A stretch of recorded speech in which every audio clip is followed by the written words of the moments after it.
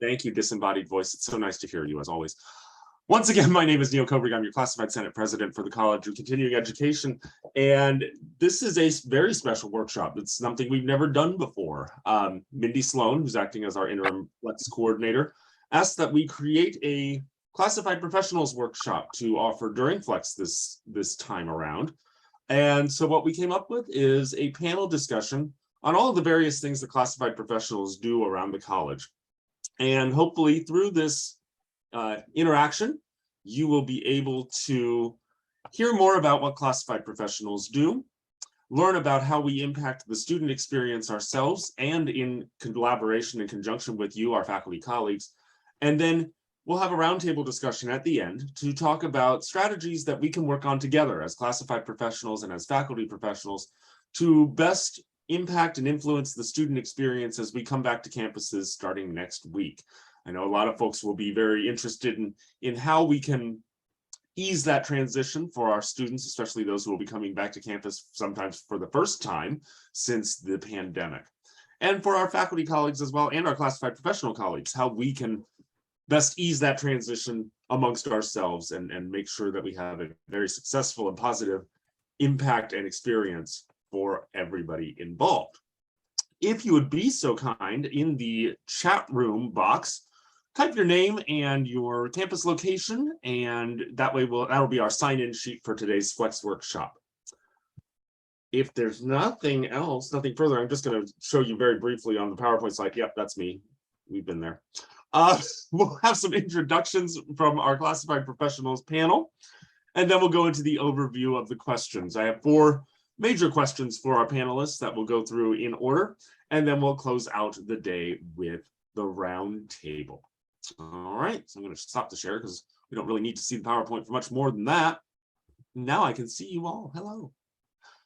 All righty, so I'm going to go ahead and start with the first person I see on my computer screen. That's going to be Haziel. Haziel, would you go ahead and introduce yourself and with your name, your classification title, and the campus where you work? Yeah, hey everybody, I'm Haziel Aguilera. I'm an instructional assistant here at North City Campus. I basically deal mostly with the wait lists for the BIT program. So yeah, it's nice to be here. Very good, thank you, Haziel. And now I'm going to go to Dr. Esther Anthony Thomas. Hi everyone, my name is Esther. I work at Mid-City and I'm in the front office, administrative services, student service assistant. Thank you, Esther. Ricardo, would you be so kind as to introduce yourself? Good afternoon, everyone. My name is Ricardo Madueno Montañez. I work at ECC Automotive Tech. Very good, thank you, Ricardo. Zuri, would you introduce yourself, please? Hi, everyone. I'm Zuri Williams. I'm primarily at the Mid-City campus and the Cesar Chavez campuses. I'm the job developer and placement specialist. Very good. Thank you, Zuri. Diana. Hi, everyone. I'm Diana Romero. I am a college operations supervisor. Sorry, I'm still getting used to that title. I am at Cesar Chavez campus, and I'm excited to see everyone back. Welcome. And Esther, I love your foyer. I'm going to run upstairs in a minute. Thank you, Diana. Carmen. Hi, I'm Carmen Martinez. I'm at ECC Facilities and I'm an assistant tech. Very good. Thank you, Carmen. And Eddie. Hello, I'm Eddie Madrid. I am at the ECC campus. I'm currently the acting administrative 3 doing scheduling. Very good. Thank you, Eddie. All righty, so those are our panelists for today. I do see some other classified professionals in the audience too, and when we get into the roundtable discussion, we'll certainly have the opportunity to hear from and talk to all of our classified professionals that are joining us here today. But to get us started, we're going to talk first about question number 1 that I have for our panelists, which is, what is your day like as a classified professional, and how does your work impact or influence other work throughout the college. I'm going to start in the same order that I went through in the introductions, and that will take me to Haziel. Hey, so like I said, I'm an instructional assistant at North City campus, and I feel like my impact is very direct. I feel like I am in the front lines because I do help students directly in the classes, whether it be in person on Zoom. I answer their questions when the instructor's too busy or they need my input for anything. I'm always there. So I feel like I get the privilege of impacting students like one-on-one directly. So I like that about my job. But also I'm also in the background managing the wait lists. So if a student needs to be enrolled in a class, I send them a permission number. And yeah, so I like how I do get to impact, very directly and indirectly. Very good. Ricardo, since you're also in the instructional zone, why don't you take that question next too? Absolutely. Just like how CL mentioned, we basically, same thing. We assist students. I'm instructional assistant for automotive SAT. So basically, I'm their first contact. I mean, the other day I got the best compliment ever is they're like, Ricardo, you're the first person I see during the day. You're the first person that greets me, says hello. And I never thought about it because my colleagues are the first ones I greet, not to really the students, because we get there about 7 a.m. Actually, I get there at 6:45 a.m., open up everything, and we start doing that. But the impact, it kind of similar to what Hasiel said, basically help students in the background, log them in. Sometimes they want to know what's next. So we go ahead and do that, help them out with Canvas, help them out with their labs, help them out with just about any computer needs. Sometimes a lot of students want to print out stuff for their work so they can get higher pay or whatever, or so just so they can know that they're at school. So we go ahead and print that out for them. But basically, I mean, we do a lot of the behind the scenes stuff, also assisting the instructors. That's the beauty of it. I get to work with many different instructors. So I counted 5 already. So the reality is that we're helping them setting up the labs and everything like that. So yeah, the impact to the students is we're basically the face of the student. So we represent, when they first see us, it's basically we're representing the school for the students. So we're kind of like the first contact, if you will. Very good. Dr. Esther Anthony Thomas, would you like to discuss your work and what your daily every day is like? Well, I'm going to first just jump to this concept of every day is the same, which never, ever happens here at Mid-City. And so the concept is that daily work is just, it's almost, moment by moment. And working in admin services, there's so many unknowns.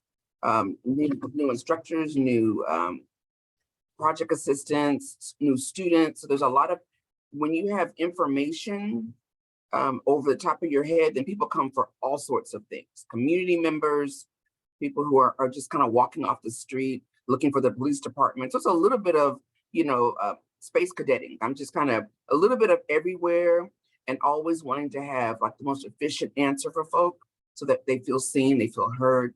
Also, mask monitoring and just making sure that people know where they're going. And then we have the other side when there's someone that comes to the front counter. We're also able to do some of the more administrative work in terms of, let's see your class list. Let's help you get enrolled. I'll walk over to the computers and help you. Let's get you, do you have your ID? Looking at all sorts of different passports all day long and IDs from all over the world. Mid-City is like a little mecca in itself from folks from all over. Also folks who have been, refugees and immigrants who are really looking to find some place that they belong here in an educational institution. And also, I have a virtual space where I do all the ESL, not all of them, but the majority of the ESL online registrations. So at that point, I'm also providing assistance for the ESL department and just about everybody involved with PAs right along to help them to co-host. So there's a virtual moment where we're doing virtual handshakes, very welcoming, very opening. It's important for me as a woman of color to be at the front. That also helps. And to be an older woman, that also helps as well, because we are an adult institution and we're looking to serve folks who are older. So that's helpful to have that commonality. So just a little bit of everything, visually all the way down to, getting up from behind the counter and helping people hand on hand, kind of going through a computer and working with folks on many, many levels. And honestly, every day is not the same. Excellent. Thank you, Esther. Eddie, since you work also in student services, but more recently you've taken on an acting assignment, why don't you talk about some of the differences in your daily experience as between the student services realm, but also with the administrative services side that you're working with now? Sure. So the student service is very similar to Esther in how we also service students for enrollment, get them the knowledge that they need to properly pick a class, accurately pick the open classes, make a determination of which direction they want to go with their educational goals. Switching over to the administrative side, now I'm working more closely with our instructors here at the ECC campus, with scheduling, working with the deans of different programs such as ESL, DSPS, Career Tech Education, to make sure that the classes are scheduled for the semester and upcoming semester. So at the moment, we're kind of just making changes to the schedule, adding instructors, and making sure that the schedule is accurate on a daily basis, and that students are able to enroll into the classes that are available for the fall semester. I also still assist with the counter, assist with office, student service office work. So there is that aspect where I'm kind of juggling both roles, which I quite enjoy. It keeps my day going, but it is something that I feel is really important for all of us here at ECC or SDCCE. Thank you, Eddie. Yeah. Zuri, tell us a little bit about what your daily life looks like in working with our students. Well, I do a lot of meetings on Zoom, excuse me, regardless of which campus I'm on. I come up with my computer, set it up, and then I Zoom with students, I Zoom with employers. I'll do class visits. Sometimes we put on workshops or employer spotlights. So we, and that way kind of involve the community where I try my best to get employers ready to hire our students and get our students ready to be hired by the employers. And a lot of times I work with teachers if they're referring somebody to me directly. I get a lot of students from word of mouth. I primarily deal with culinary, childcare, healthcare, and sewing and textiles. But now I've been able to kind of wiggle my way into being able to help the ESL students and the citizenship students, and also some emeritus students. So I'm super excited about that because I'm used to being able to help a wide population. I feel like I get to support the whole institution because I feel like I'm part of our outcome. Like if the whole point of us existing is for people to be in the workforce, I feel like I'm kind of the key. Most definitely. Thank you, Zuri. And the fact that you're broadening your scope to include some programs that might not otherwise have necessarily been thought of as being job development forward. I think that's a very important aspect of the classified professional experience overall too. We're always looking at ways that we can improve on the services and the programs and the outcomes that we provide to our students and to the community. Most excellent. Thank you. So let's hear a little bit from the operational side of things. We have Carmen, of course, who's in facilities. Carmen, why don't you tell us a little bit about your day? Can you guys hear me now? Okay. Hi, everyone. My day pretty much in the morning, it consists of coming in, checking emails, and seeing if we got right now it's a lot of setups because we're trying to get the campus started. Students are coming on board, which I'm so happy about. I want students, I want to see students. That's the whole thing, Then after that, I tend to walk away from my desk, which everybody tells me, Carmen, you're not supposed to be out of your desk. I say, yes, I am. So I'm everywhere but my desk. So basically I'm going around, I'm talking to everybody, seeing, hey, how's everything going? Okay, did you guys need anything? I'll bump into students, they'll ask me where ESL's at, they'll ask me where other places are at, I'll walk them to it, and that's the thing, one-on-one with the faculty and students, like everybody's been saying, that's very important to me. I like contact, as everybody knows, they see me all the time. Either I'm walking one way, I'm walking the other way, but it's for a purpose, not because I'm, roaming the campus or anything, but my daily thing is basically making sure that everything's flowing the way it's supposed to be flowing. You know, like I said, I'm supposed to be sitting here being a secretary, but I'm not. I'm going to go and help everybody out. I'm a team player. I need to pick up boxes. I'll pick up boxes. I need to go make sure something needs repaired. They'll show me what needs to be repaired. I'll come back, do a work order. You know, I'll send an email out, making sure that they know the work order was processed and everything.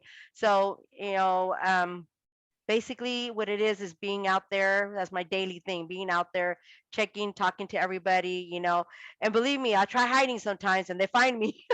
I was like, okay, well, I'm going to go this way. And then somebody else finds me, Carmen, I was just looking for you. So I'm happy though. I'm happy about that they're able to come to me and they know that I'm going to try my best to resolve their issue. And that's what makes me happy every day, just talking to everybody. That is most excellent. Well, and if there's one axiom to be had about life, especially at ECC, there's no hiding at ECC. No, there isn't. It's No, just, I agree with you Very nice. completely. I agree with you. It's the bigger campus of all the city campuses, but you still can't hide. I'll Right. tell you that much. Yeah. Wonderful. Well, and as Mindy noted in the chat there, she appreciates you very much, and I know that a lot of folks appreciate you very much, and our Oh, students. thank you so much. And last but certainly not least, our college operations supervisor here on the panel, Diana. Tell us what a college operations supervisor's day is like. Well, it's never a dull moment. I think we have a plan in the morning of what we want to do, and then it completely changes once we get to the campus, because there's always a fire to put out. But I think we're very involved with the front counter and what our staff is doing and the needs of the campus, the needs of faculty members, and jumping in when our staff may need us or when students may need us. We're helping them complete applications, emailing Carmen that we've got a mess to get cleaned up, and connecting with the different departments within the district, whether it's parking enforcement or civic center rental. Our day it's never dull. We're resetting passwords for students. Yeah, it's super busy. It's a little bit of everything all rolled into one. Is that fair to say? It's a little bit of everything. I think our connection with the students it's probably bigger than I think what we realize, just because we are there on the front lines with the staff, and then we're also there with the faculty. So I do like to visit the classrooms, especially now that we're coming back from the pandemic. I do like to go up and visit the classrooms and say hi and welcome the students back and let them know that we're here if they have any questions, and make them feel comfortable. Absolutely, that's wonderful. I think that leads us into our next point of emphasis that we'd like to focus on, which is what impacts we have as classified professionals on the student experience. Many of those introductory comments really did talk about that in large part, and in what we do on the daily basis that directly influences students or indirectly influences the student experience.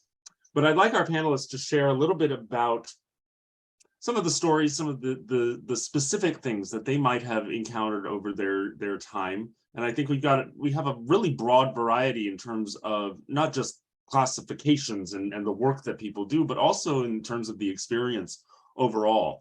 Folks who started off as hourly employees, who started off as student workers. I started off as a student worker myself, and moved into the classified professional realm. How did you take some of those experiences, those stories, the people that you met and interacted with in all of the time as an employee, and how does that impact your work with students going forward into the future? And I'm going to open this up to whichever panelist might like to start us off. Haziel, go ahead. I'm going to spotlight you here. Yeah, so that really, what you just said really resonates with me, and I can relate to that recently because so I've been working as an IA since 2019.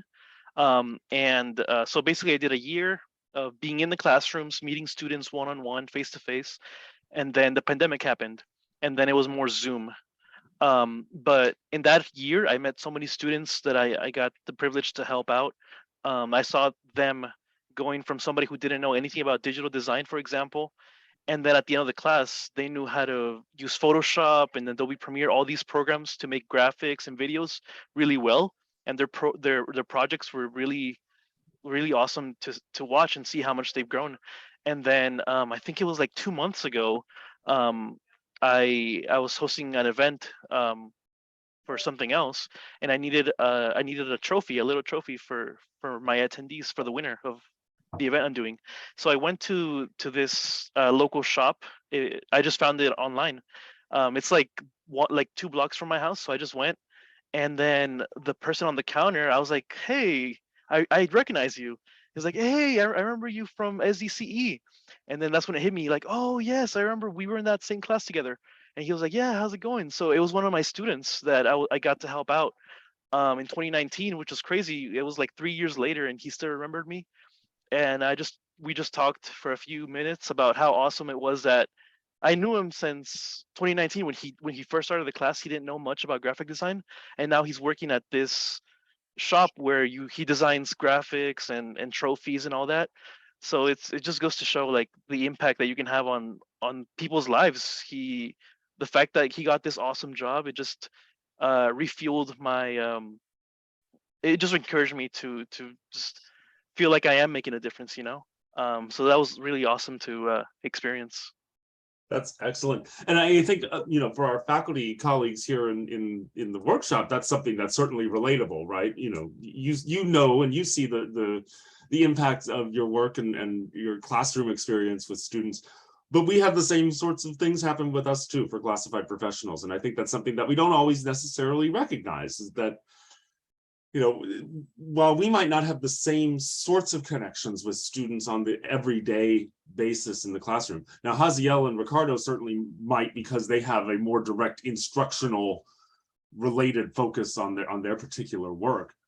But the fact that students pass in and out of our offices and into our experiences this entire time, we definitely have that connection just as easily and can forge that same sort of remembrance. Elizabeth, go ahead. I just wanted to say that you guys really have more of an impact, because if they can't get into a class because they don't have a link or something like that, that can kill their dreams of going to school. And really what you do is you're opening the door for them in so many ways, and you're changing their lives very directly. It's, really, if they can't ask you for help, they're done. They're frustrated, they're done, they're going home too. And they're not having that opportunity open. So yay, you guys. Absolutely. And yeah, the fact that we're able to open those doors and remove those barriers overall, I think that's one of the major focuses that the Classified Senate is looking at over the course of this coming year and for years and years to come, certainly as part and parcel of what we do as a constituency and within the college community is looking at how we can lower and remove those barriers for students and provide access and connection between our team members, classified professionals, students, faculty. Just make students realize that we are part of the same big success generating connected family that wants to see them advance and grow and develop and become the great, wonderful folks and contributors to their communities and their families and their careers that we know they can be. Other panelists who want to share some of the stories and discussion about their experience with students. Zuri, go ahead. Well, when I started working for the district, I was at ECC, and we went home about 3 months after I started. So there are very few people that I put a face with a name that I knew in person. Diana being one of them. She was one of the people who was super friendly to me and made me feel more comfortable being on a campus when I got to Cesar Chavez. But the coolest thing about my job is that I get to, a lot of times, sometimes our students feel kind of badly about themselves. They don't have necessarily the confidence that I believe that they should have, but I get to show them tangibly on paper, on their resume, literally their value. And you can see, I see them change their opinions of themselves when they see, oh, I've been doing this for 5 years. I'm not entry level. No, you're not entry level. No, as a matter of fact, let's look at these supervisory positions, in fact. And it's super cool to be able to help somebody improve the way they see themselves, because they're going to take that home. It's going to affect, it's going to trickle to their neighbors. I mean, not only their family, but their friends, their neighbors. It's a really big deal. And having the opportunity to do that is awesome. I wish that I was more familiar with the campuses so that I could like take people around and show them offices, but I'm still learning that myself. But I am learning it. So, we're getting there. But yeah, just being able to help people see themselves in a more effective light. And then I always love to tell them, your education here, it's not free, it's priceless. And I can let them know, I've been in workforce development for a long time in San Diego, and your classes are really respected out here by these employers. So, be proud of them. I think you said one thing there that's very key and should be key to all of our marketing going forward. Your classes here aren't free, they're priceless. I think that's an excellent way to describe the things that we do and the things that our faculty do in their classrooms as well, especially. I have Ricardo next and then Diana. Thank you, Neil. Yeah, absolutely. As I'm hearing the stories like your story, Neil, or Hasiel and Carmen, I see Carmen everywhere. She's the key to my success. Thank you, Carmen, for always doing those reports. I appreciate it. And Neil, just like you, I also started hourly. And here I am in the classified professional realm. But as I'm listening to Hasiel's story, share similar stories, a lot of people, believe it or not, they actually don't turn on their video for whatever reason. So we had that same kind of like parallel story where a student came in and he said, oh man, you're that guy, Ricardo from Frank's class or Greg's class or Brian's class. He's like, you're everywhere. I'm like, yeah, absolutely. But seriously, because he never turned on his camera, I never knew who he was. So anyways, he ended up going to school, just believe it or not, just to thank us, just to say thanks for changing my life. And I asked him, how did we change your life? And he said, well, I got a job in aviation. He refuels the airplanes that you and I take off when we go on a trip. And he wants to go, yeah, absolutely. So I was like, wow, that's actually pretty cool. And especially my level planes and stuff like that. So I thought that was the best things I've ever heard. He actually came and showed us his certification and how he's progressed into Miramar, into the avionics program. So I was like, wow, this is incredible, and the thing is, he never turned on his camera, but like Hasiel said, and everyone in the panel said, we touch these people's lives in such a way that we don't even think about, So the simple fact that he showed up to thank us, the staff, the crew, and everybody, because he remembers us, it's almost like we're little YouTube stars, if you will, because, they only get to see this little thing, right? But when they get to see in person, it's almost like they're fascinated, almost the same. We get fascinated when we meet our favorite stars. But at the end of the day, I want to share that story with you because a lot of people also don't know. Oh, absolutely, influencers. That's great. I mean, I never thought about it like that, Suri, but you're right. I guess we are influencers, And another thing I want to share with the panel and everyone here, I was also a student, so I understand where they're at. Does that make sense? And I think that's a different dynamic that I bring into the automotive tech as an IA instructional assistant, because I know what the frustration it is. Where do I go from here? What do I do now? Now that I finished. At the end of the day, I think I heard Carmen say, well, I'm everywhere, and Hasiel as well. And I've actually walked people to ESL, to the student services, to wherever they need to do. And I've actually seen Carmen do the same thing, So it's interesting how we're so different, but the same. We have that love, the respect for the student. And at the end of the day, we also got to remember, I know a lot of us, we were students as well. In my case, I'm also a student at ECC as well. So I understand the dynamic. So I understand all that stuff that goes on behind the scenes. And sometimes, and just to reiterate, guys, How do we impact it? We impact in retention. People, I'm looking at Jesus here. We were talking in that meeting yesterday. I said, sometimes we're just the first people they see, and just knowing their name makes a big difference.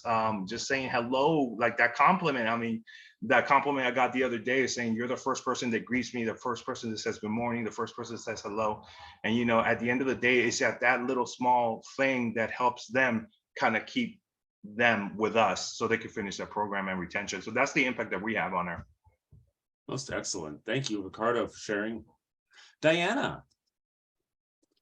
So like every classified member here, I started out as an hourly, but I started in the college in financial aid, which the students in the college are completely different. And I learned that probably on my first day when I started at ECC back some almost 25 years ago. And so I started out as an SSA working the front line, and I think I've kept that those experiences with me as a student services person coming in, not knowing what GED classes were or what we offered in continuing ed, and learning that our classes were all free. And being excited, right, to be able to tell people that you can change your life basically, right, by coming in and taking our classes, and it's no cost to you. And I think still to this day, when I hear people say how wonderful it is that we offer these programs and they've lived in other states and have never heard of any type of classes like we offer being free, where you can go and create a brand new career for yourself. And so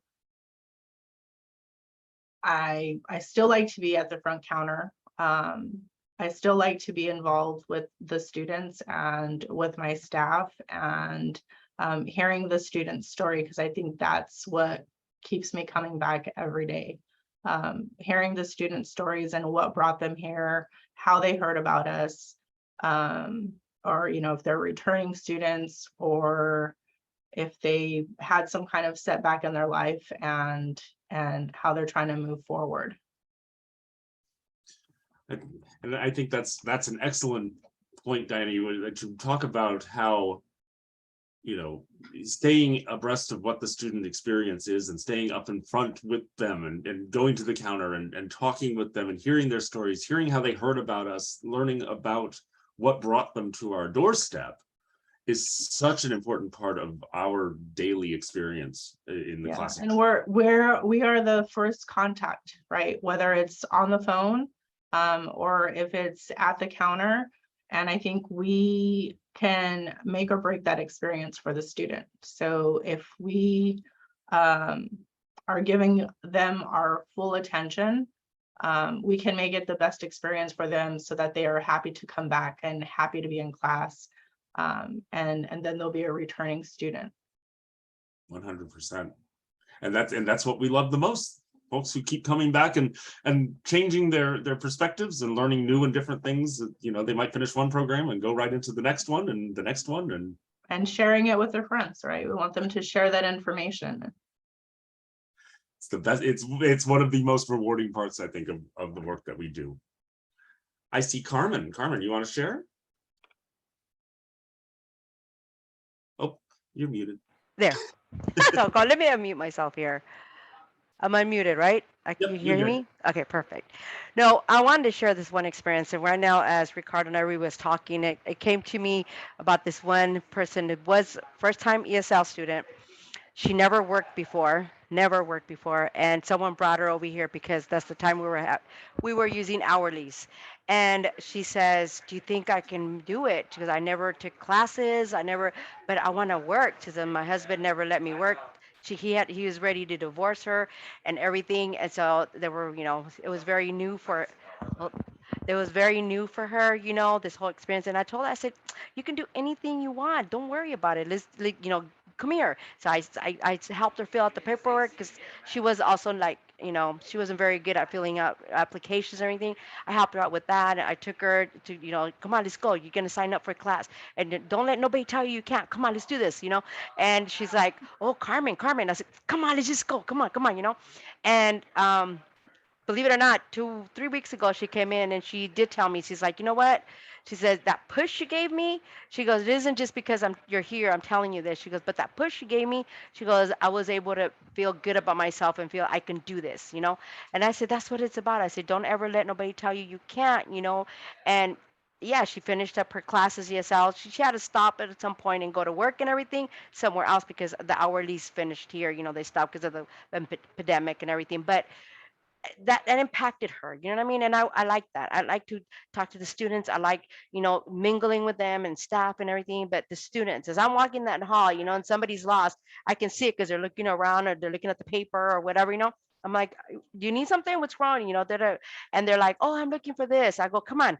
And I'll take them, or, you know, and then we'll be talking on the way. Don't think I just stay silent. I talk a lot. So I'll be like, oh, so how are you doing? You know, so, you know, what made you come over here? You know, I didn't even know this was here either. Da, da, da, da, you know, and then they're like, by the time I get to them, they're like, oh, bye, where are you at? You know, so it's, you know, you make the student feel comfortable. They're going to come back.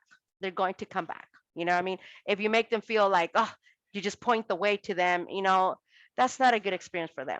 You know, they want to feel like, oh, they feel welcome here. You know, they're going to be helped, and you know, they're going to want to come back. They want to know more about this campus or any other campus they do that with, you know, and Absolutely. explore the campus, you know, and get more classes or do whatever they got to do. But they're going to want to, you know, but they have a bad experience, they're not going to come back.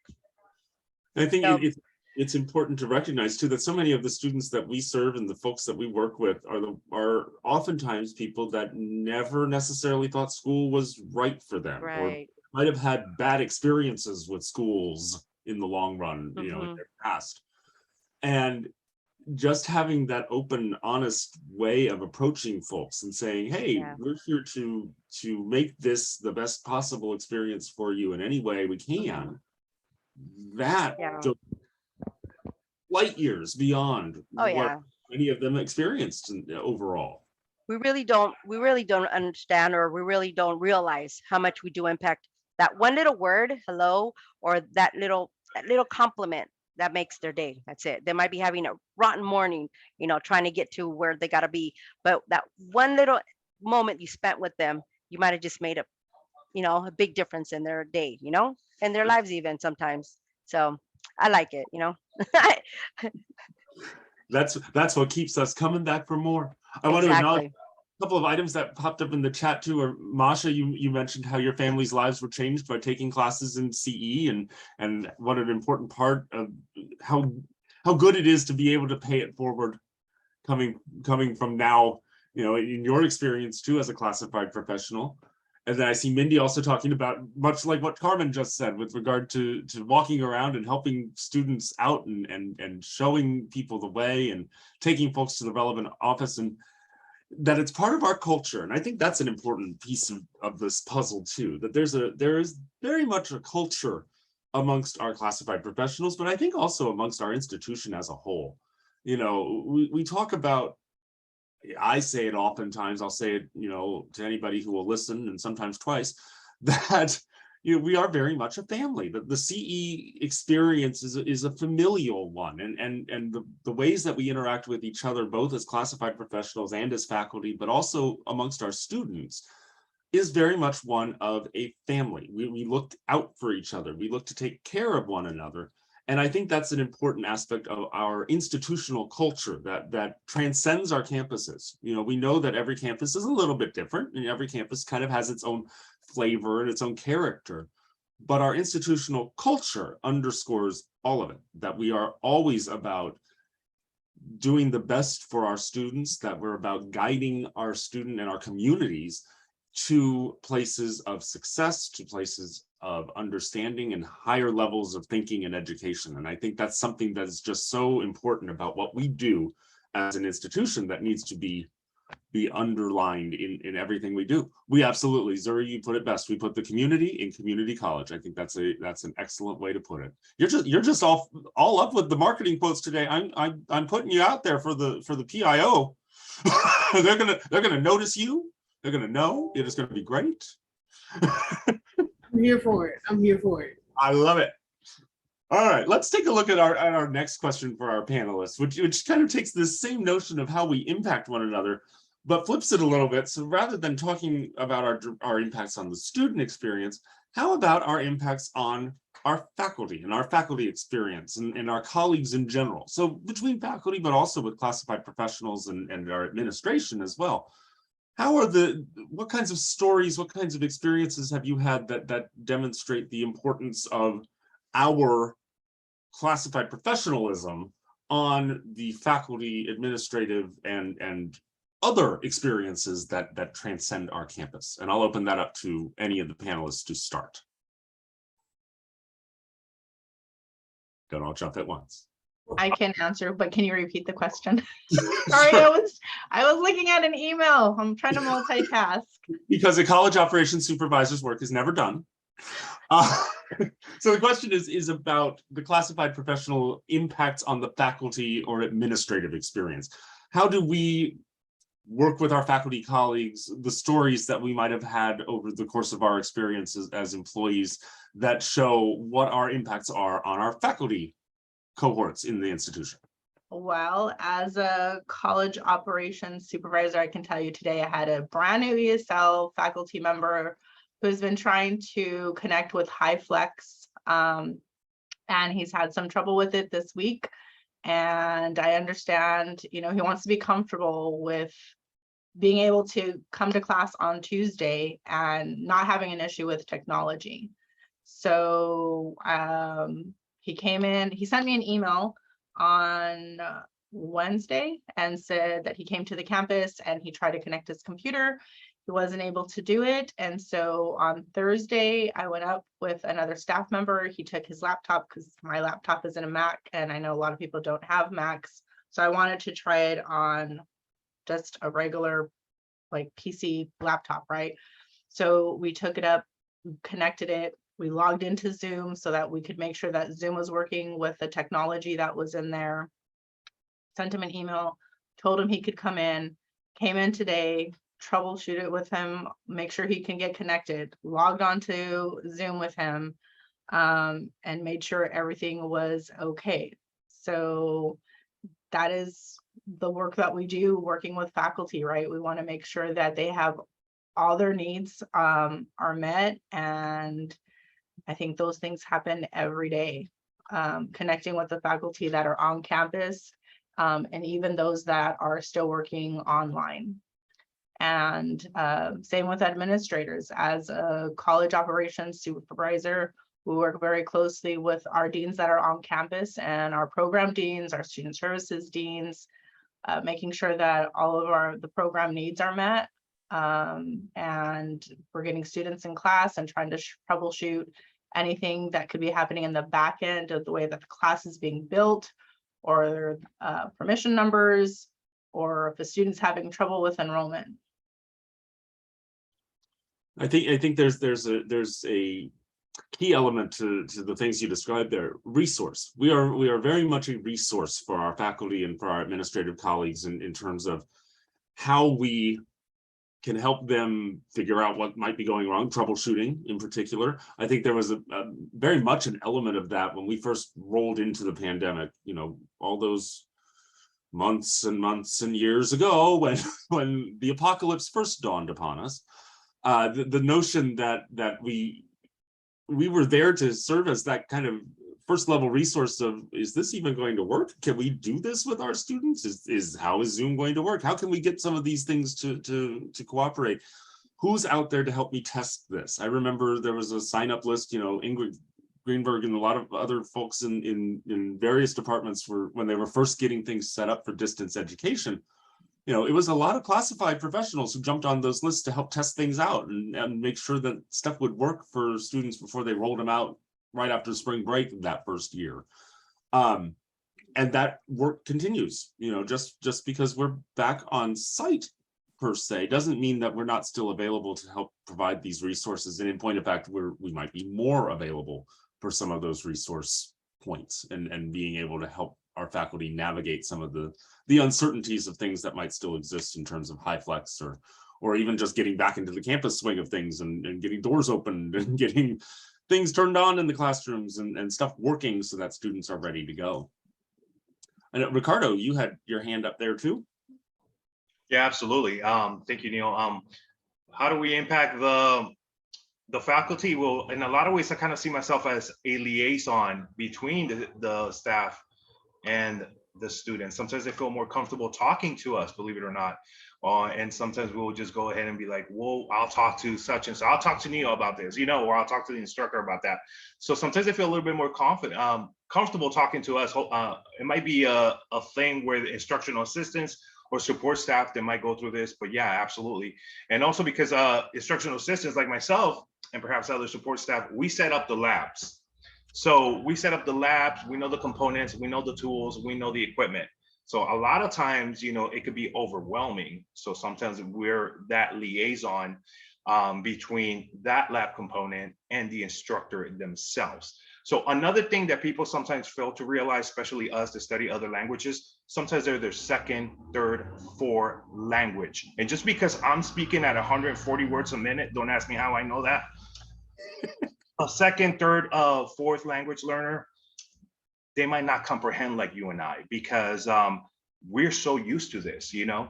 And the reason I know that, because I used to interpret in the courtrooms in South Bay Division for the California Superior Court. I would interpret from Spanish to English, English to Spanish, and sometimes they would just hand me a document. And so anyways, that's how I know that, okay? So I studied for that at Southwestern College. But because of that, I understand that. So if I'm talking at 140 words a minute, giving you instructions when you're just barely learning English, we're gonna have some issues there. So sometimes even slowing it down makes a big, big difference. So I just want to share that with you, because sometimes our instructors, they'll go at 100 miles an hour. And sometimes the students, sometimes they'll even drop or they get discouraged or stuff like that. So they'll come and talk to me, and I'll go talk to them, and they were like, Ricardo, I never thought about that. Thank you so much for bringing that to my attention. And, you know, that makes a big difference. It really does. I mean, especially when we talk about FTEs, numbers, retention, that can make the whole difference. And not only that, but think about the student. Remember, I was a student as well. The student morale, you know, once, you know, I don't know about you guys, but when I go to a bad restaurant, I tell everybody. So when I go to a good restaurant, I don't tell nobody. So I don't want you guys going up and checking out the price. But you know, a bad experience, they'll tell everybody. So if you can just be a little bit cool with them and even understanding, I'm looking at Mike, we had that meeting over there, and, you know, just understanding, I think it was you or Mike or Brad, not to put you in the spot, but he hit the nail right on the head. The understanding portion of it, that's what we do, you know, understanding the student, understanding them, and sometimes just being, just listening makes a big deal. So I just want to share that. Thank you, guys. Thank you. And I wanted to point out in the chat, Sani talking about how important it is to have bilingual staff who make our students feel welcomed and cared for. And you know, especially, well, I get called upon every once in a while to dust off my rusty French skills in class in the office, just because there are the occasional students who speak that. And the relief that you see on a student's face when they hear their language or a close approximation to it. I mean, we have a lot of Haitian Creole speaking students. I know that folks who work at the Mid-City campus particularly are very familiar. And French and Creole have enough similarities where I can get the gist of what they're saying, and they can usually understand what I'm saying if I respond. Just the relief of, oh, somebody who understands me, that I don't have to try to patchwork together a bunch of things that even I don't necessarily understand. And while I might not be the best communicator in some of these other languages, it's just being able to provide that little bit of relief, that little moment of, I'm somewhere where I can get help, and I can be understood in my first language, in my first means of communication, without having to jump through a bunch of hoops. It's those little things that can help break down the walls that keep people from wanting to continue. And I think that's something too that also underscores what we do as classified professionals. We help bridge gaps. We're there to help provide that little extra bit of support to our faculty colleagues when, hey, if something's not quite going right with this student or this particular aspect of a program or whatever, is there something that we can do as classified to help provide that extra layer of support that will keep those students engaged and wanting to come back? others on the panel who would like to share? Eddie, go ahead. Sure, I'll share. So, I mean, I really enjoy helping the faculty get themselves ready for their classes. It's going to be great with everyone coming back. Starting to see all these great faces again. Being usually working the night shift here at ECC up until 7 o'clock, the maintenance staff, Carmen's department, is usually our facilities is kind of thin at night. So of course, student services is the go-to department for things like opening up their classrooms. And then we also would assist them with making their copies at night. So those are the type of things where it seems like it's redundant or tedious, but in the end, it does really help the instructors because they then have their materials and they're all ready to go to help the students, which is a trickle-down effect down to the student success. So yeah, I feel we're a major aspect to what we do, and we work in tandem, which is a great thing about how continuing education is set up. You don't have one without the other. We're like peanut butter and jelly, right? So having us together is great. Having one is okay, but you need us both. One quick story I did want to share. After thinking about everyone, everything everyone's saying, I do remember a very boisterous student coming up to our counter, and he was really adamant about getting into one of our programs that was impacted. Kind of steered him to a direction of automotive. This is pre-pandemic, probably about 2018. He ends up going into the automotive program, and he would always come to the counter. And that's one of the things I'm going to be excited about, is seeing students come to the counter again and have those little mini chit chats as they go off to, at that time was on their way to the bookstore to get their snacks and whatnot. We would chit chat, the student and I, and he ended up going into the auto program, but halfway through the program, he was getting ready to finish. There was one little conversation we had about, hey, now that you're halfway through and you're getting all these certificates, he was picking up his certificates. I've kind of mentioned, like, maybe starting up a shop might be your goal, or starting up a shop. Didn't think I was planting a seed in the guy's head. Come to find out, 3-4 months later, he finished the auto program. And then about the one thing that we don't get is the success stories, because obviously when students leave, they don't normally come back, tell us, hey, this is what I did. He came back, picked up his certificates. I come to find out, after the conversation he and I had, he signed up for the small business classes over at Cesar Chavez. He ended up starting up his own shop after completing our auto program and completing the small business program. It's over on El Cajon Boulevard. I have the card. If anyone wants to give the student, hopefully it's still there. I'm hoping it's still there, because again, it was like pre-pandemic. But yeah, he gave me his business card and said, yeah, I opened up my shop. It's really cool. I just thought about it, just wanted to kind of share, but then it also goes into the retention thing. He was there actually for HVAC. I steered him into auto. I don't think he walked into that campus thinking he was getting into the auto tech program. So our instructors did a really good job of keeping him engaged, keeping him into that program to where it ended up being a career changer for him.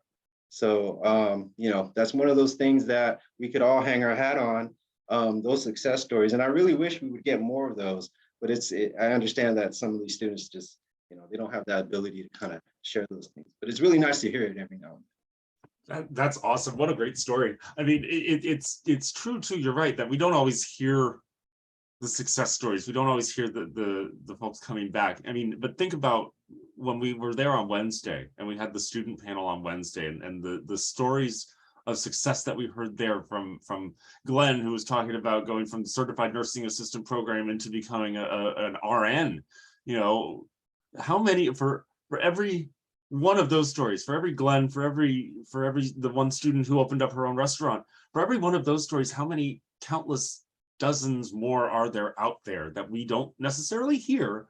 But I think we should take heart in the fact that they exist, and that we had a part in it, both of us, both faculty and classified professionals alike. We are partners in student success. We're partners in making these things happen, and it's important for us to recognize that partnership, that we work together to make these dreams and these possibilities come true. All right, so I want to move us into our final question for the panelists before we do our brief roundtable, because we're coming up on the 1 hour mark. What would you want to emphasize as a classified professional for a faculty colleague with regard to the work that you do? You know, if there's is there an element of your daily experience of the work of the experiences that you've had with students or with faculty colleagues or the college community in general? If there was something that you wanted to underline and bold and highlight and put in italics and put some flashing lights around for everybody to know that this is what my work means to me, what would it be? I'm going to open that up for our panelists to think about, and whoever wants to jump in there. I have Ricardo, go ahead. Yeah, absolutely. Thank you, Neil. I thought about this question, and you know, we like most of us, we work behind the scenes, and I think that would be in my highlight in bold. Sometimes people don't see us. Like I was listening to Carmen talk, and she said, "Oh, just stay on your desk, just stay on your desk." And yeah, I always see Carmen walking around doing her work, doing her thing, obviously incredibly. So we're the same way. You know, if you don't find me in my own location, that's because we're working behind the scenes. So at the end of the day, that would probably be my bold thing. So just because, you know, you may not see me there, that's we're doing stuff behind the scenes, like getting stuff prepared, getting the work orders done, getting all the equipment done.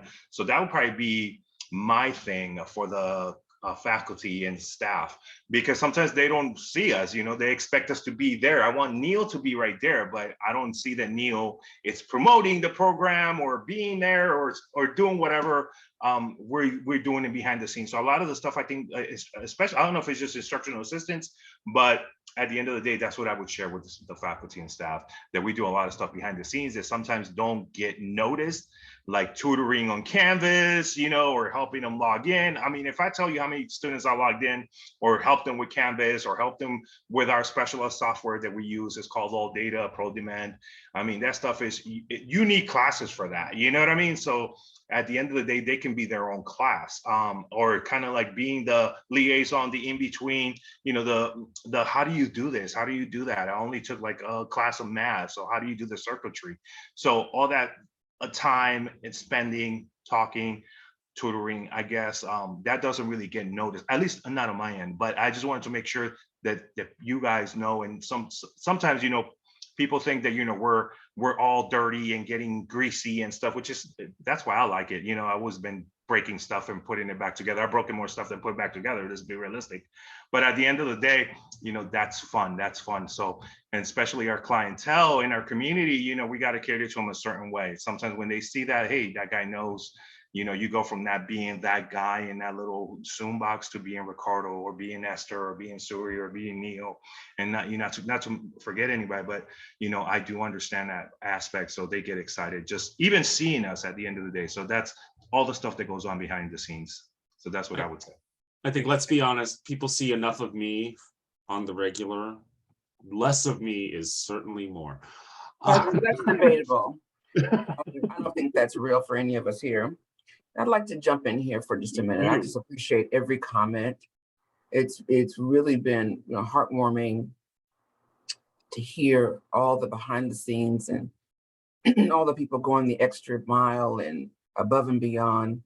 I love you all. You all are amazing. I love your love of responsible work.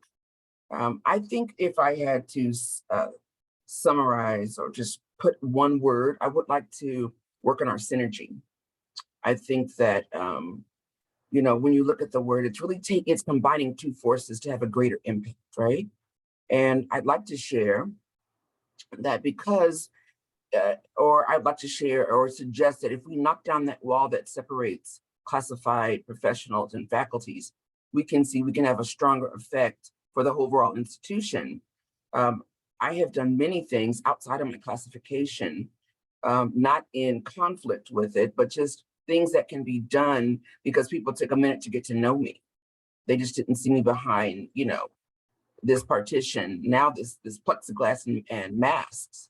But I've lectured well before the pandemic in a couple of our OA classes because I'm the president of the Black Storytellers of San Diego, because I'm a pastor as well. because I'm a performing artist and a writer and a director, plays. And so there are things that I've been able to do as just a person to support CE, because we're just more than just a job title. We want to stay in our perspective lane so we don't violate any of those things. But there are other opportunities to get to know how we can best synergize. And so I would say, speak to me in the elevator, get to know me, know my middle name, know that I've got kiddos and I'm a grandma. And I live in this community where I work. People see me in the community all the time. I have a higher level of expectation to show up, to support people. And oftentimes it's just our culture, right? And so I think just to be able to synergize and to be able to work, I've sang at folks' anniversaries here in Mid-City. We've some of the teachers and instructors. Also, I am a ridiculous cheerleader for CE. My whole block knows I work for CE. It's on the block.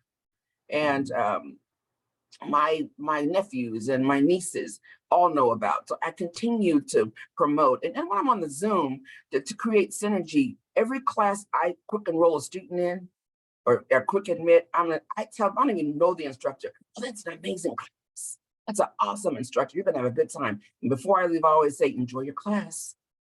Because I think support for the institution, that means our educators, so that's where the work is being done oftentimes is in that classroom. That's sometimes the place, the actual place where that new life begins. They come in the door, that's one thing. We support them to get to the classroom. But then once they're there, it's the work that you all do that helps them step out into the world and say, I can do it. They don't have that imposter syndrome anymore. So I think support and also synergy, I think we can do that together better. That's most excellent. Thank you, Esther, for sharing the concept of synergy. Like you said, bringing diverse energies together and making them work for a common goal, for a greater good. I think that highlights and certainly bespeaks what our general experience as classified professionals and faculty alike should be. I do want to say also, I'm a professor at San Diego State. And I tell my students there as well, if something happens where you don't make this cut, where you can't finish this, I hope you do. CE is still there. We're partners. I'm still promoting CE. I'm still promoting the work that we do because not everybody that goes to college finishes college.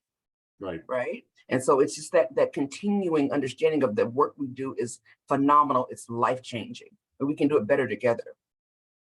And there's an element too of what you spoke to as well, the notion that we are so much more than just our classifications. We're so much more than just the everyday little bit of our lives that you see.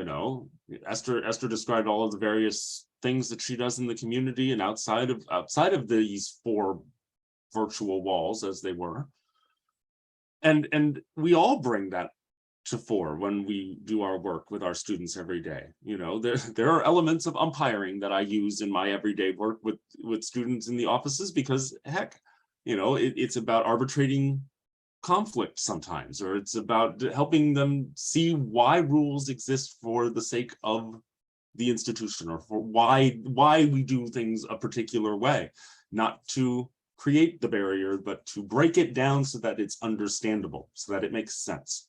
I think there's so many elements of each of our lives that we put forward into our work that certainly speaks to this notion of what is it that we can do together for the students' good, for the good of the institution, for the good of the college as a whole. Most excellent. Zuri, go ahead.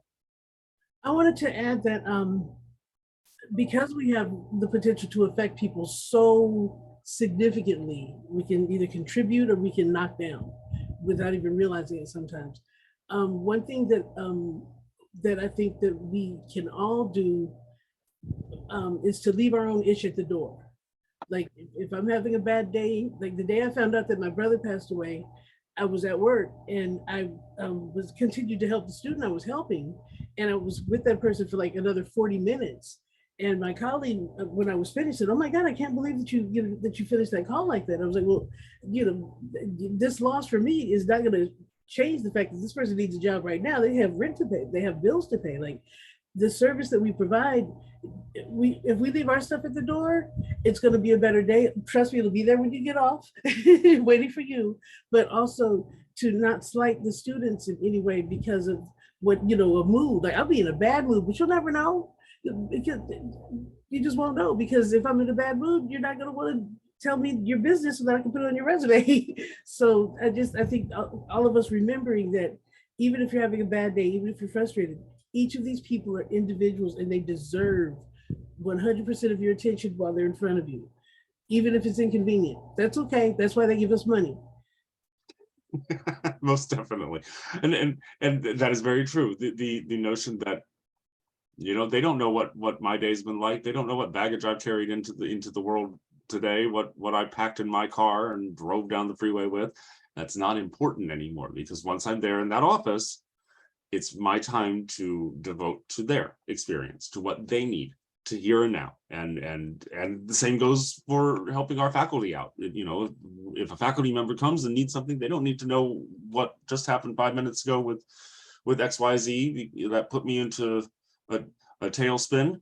That's okay. I need to reset and refocus, and but to that end too, it's important for us to also acknowledge our own mental health and our own space, and take those times to let that stuff go when we need to. You know, there's nothing wrong with that. And that's also why I think it's important for us to acknowledge the family element of what we do in CE.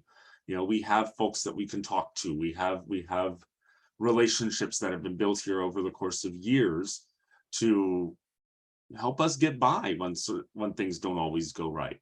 But that then, as a result of that, let's be able to put on that good stiff upper lip, as it were, and good show for our students and for the benefit of our community, to make sure that everybody knows that they're okay here, that this is a safe space for them to exist and to come. All right, I want to take the last few moments of our time together this afternoon and open it up as a roundtable discussion. One of the things that I think that's been on our minds, classified faculty, administration alike, is how we approach the return to campuses. And you know, we've talked in large part and in kind of broad brush strokes throughout the institution about some of the things that need to be in place for us to be safe and comfortable and open and welcoming to our students as they return to us next week. You know, there is the campus ready work, the work that's been done by the reopening task force and the campus ready website that's available that Dr. King shared with everybody during the Wednesday session at Convocation. But I want to open this up for us to discuss as folks here in this space, in this safe space particularly. What are some of the things that we can do together as classified professionals and as faculty to make sure that this return, you know, the next couple of weeks, these welcome weeks, which is what us, as you're one of the new folks in your Office of Student Affairs for the college, what we're calling our welcome week events and our welcome week celebrations for students. What are some of the things that we can do to make sure that that goes as smoothly as possible? And this is an open discussion, so everybody's on the floor. If you'd like to raise your hand and be acknowledged, we will certainly open that discussion. But panelists, guests alike, what are some of the things that we can do together to make this transition back to campuses positive and exciting and work well for the coming weeks? Mindy, please. Well, obviously working together and recognizing that we're partners in all this, we each, you know, in some way we put our arms around that student to give that student the full spectrum of supports that's needed. So I think knowing who each other are, if I have a student and I teach in the emeritus program and that student's having a problem with a particular issue, who on your team do I reach out to? And do they know to reach out to me? So that line of communication is open and we can serve that student in a holistic way. Absolutely. So yeah, knowing who to go to, who to refer folks to, or making those connections across the campus, both within our own campuses, as well as across the college as a collegial institution as a whole. Who do we reach out to? And I think, well, I'm not going to, you know, turn out the lights and let myself glow. But the Office of Student Affairs, one of again, a very new division. We just opened it up in August, frankly. We have a Dean of Student Affairs, who's Michelle Madrid-Novak, and you got yours truly as the program support tech there.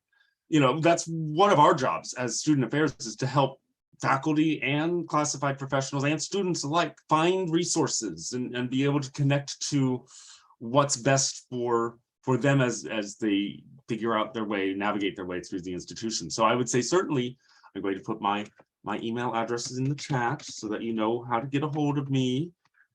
And if you're on campus, you can just dial extension 4853, and that will get you to me as well. And that's one of the ways too, I think, that we can connect and make that journey and bridging those gaps and providing that resource connection for all of us. Most excellent. Eddie, go ahead. Hitting on that note, I think just a word out to the faculty is student services can be your information center as well. Student services is the information center for students, but we could also be your information center. So, you know, if all else fails and you don't know where to go, you could always reach out to us. And I can tell you 99.9% of the time, we will know where to send you, or at least give you a direction to go. And we won't steer you wrong, I should say. And even if we don't always necessarily know the right answer 100% of the time, we will find the right answer for you, or we'll find the direction to send you to get that right answer for students and faculty alike. Okay, I got one. Go ahead, Mike. For us night crawlers, what's the support at after 5 o'clock? It seems like, you know, there's an issue of enrollment or an issue of, oh, I don't know what to do, or, you know, I need some counseling. And it's like, well, here it is Thursday night, you have to wait till next Monday. Is there any after hour support? So that's one of the things that certainly Dr. King is working on advancing over the course of the next probably semester or two, is having more self-service sorts of things available so that students can access certain aspects of student services online on a more individually directed basis. But in terms of specific questions, like you said, if there's an issue with enrollment or the like, the expansion of campus hours will hopefully help to address some of that by having certain campus personnel available later in the day, much later than we have had over the course of the past year due to the rollout coming back from the pandemic. As those things arise, though, I would certainly suggest that we take note of them. You know, if you're noticing that there's a high proportion of students that are finding issues on days when campus operations might not necessarily be open yet, or, you know, that it's falling outside of the parameters of what we've adjudged to be the best timeframes, let us know. You know, that's something that we as the Classified Senate will certainly take under advisement and then share with administration. Your college operations supervisors, you know, I'm certain are also keeping an eye on that sort of thing and trying to balance what we're also experiencing, which is a dearth of staffing to be able to support all of the needs of the campus as a whole. And that's something that's a challenge that I know we're all facing at every campus, at every operations level manager and administrator is certainly has in the forefront of their minds. I know that, and I'm sure Diana can speak to that point particularly as well, the challenges that exist in terms of making sure that we're covering all of the bases as best we can with limited resources. Right. To that end too, there also will be a staffing study that will look at how some of that stuff works out best. I know that the administration's working on that as well. Mike, go ahead. Yeah, pre-pandemic, it was great, you know, because, you know, my class started at 4:30, and it gave me at least a half hour of triage. Now, you know, and there was sometimes during the pandemic where it's like, it's the weld shop and a couple of custodians on campus. That's literally about it. Yeah. And so I'll be curious to see, you know, now that we're going to be 100% and back on campus in person, if nighttime support in the office is there, because now my class now starts at 5 now versus 4:30. So it's like, that's going to be, and I've got 25, I think, brand new students that they're really green, and they don't know anything. So the other students that I have, they've been there for almost a year now, so they'll be fine. But at least probably half the students, it might be an interesting Tuesday night. So I think Tuesday night we're open till 7. Oh, good.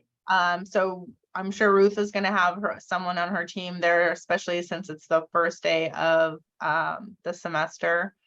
There's going to be someone there to help her, but I would definitely, like, if your class, I know it's the first day of the semester, your class is scheduled on a Tuesday, and the office is open to be there till 7. But say you have another class that's starting in 6 weeks, and it's a Monday when the office is closing at 5, but it's a complete new group of students that have never taken a class before.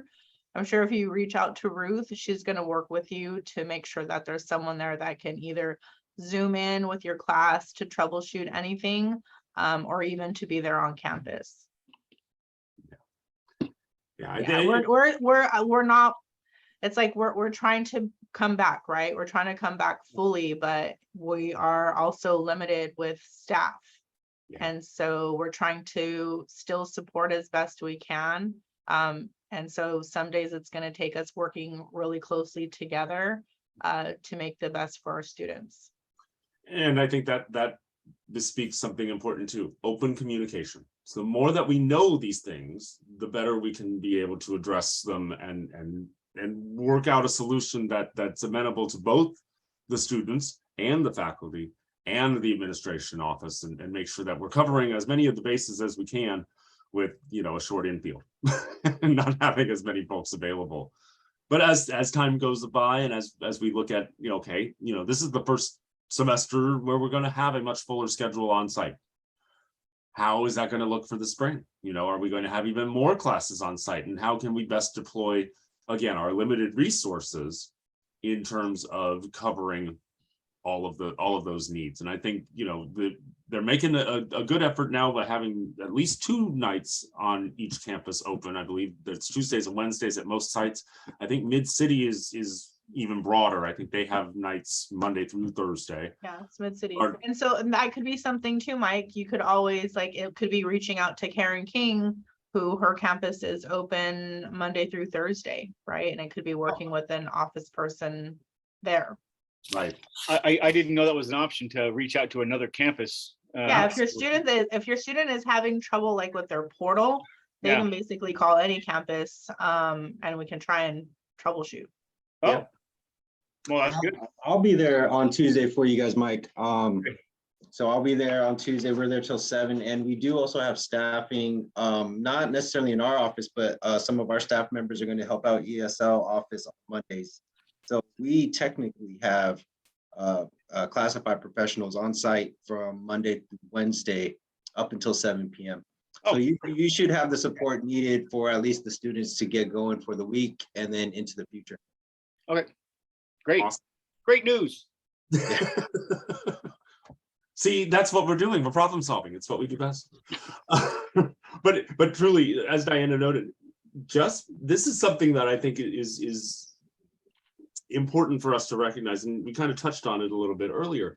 Each campus, yes, does have its own character, and each campus kind of has its own little microcosm of experience. But remember, we are the College of Continuing Education. Mm-hmm. We are 7, 5, 6, 7, depending upon how you count them, campuses and multiple sites across the entirety of the city of San Diego, but we're all there for one purpose, which is to serve the students of the city and to serve the students who are part and parcel of our existence as a college. And if you need assistance from another campus on something like a portal issue, things that are commonalities, they might not be able to answer a specific question about the welding program at Mid-City per se, but we certainly can help you navigate the enrollment process or get some guidance about accessing classes and getting enrolled and things like that. The bread and butter, the base level stuff, everybody should be able to help out with. And that's something that I think we need to emphasize as classified professionals too. We're all in it for the greater good of our students and community. Other thoughts? Any other thoughts Elizabeth. Please. Yeah, I'd like to say that I've been having a real struggle getting into the Zoom meetings, like on the Flex contract. I click it and I never get in. And it's been really hard to do Flex activities.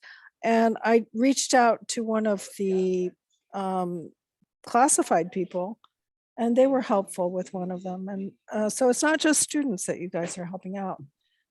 And you have no idea. I mean, I'm sure you understand how frustrating it is for me not to be able to go to a Zoom. I was able to go to yours because you sent me an email. A lot of people are not sending those emails. I hope next time they do. I hope so too. I thought it was great to see, especially out of our Office of Admissions and Records and our instructional support division, our instructional services division, some reminder emails, especially about Flex. And for me, and especially for classified professionals in general, we haven't always necessarily engaged as deeply in the Flex program. And so I think this is an excellent time for us to also acknowledge and thank Mindy for your willingness to invite us here and to let us have this workshop and to share the Flex experience with classified professionals across the board. But and to that point, Elizabeth, too, I'm glad that you were able to get into this workshop. We were very glad to have had you here. And also that classified professionals, yes, we're here to support all aspects of the institutional experience, students and faculty alike. I think if there's one takeaway that I hope that we get from today's workshop, it's that we're here for one another, for our students, for our communities, and to make the college a successful, great place to be. Are there any other parting thoughts before I close out and let you all go for a happy, long weekend before all of the madness, all of the joy begins on Tuesday? I wanted to add something. I promise I'll make it quick. I made a commitment to myself to let go of any resentments that I had with colleagues, like before COVID. There were people who did not want me in the job. I didn't know them. I didn't know why they were mean to me. It's one of the reasons why I remember Diana so fondly, because she was so nice to me. But there were people that were not.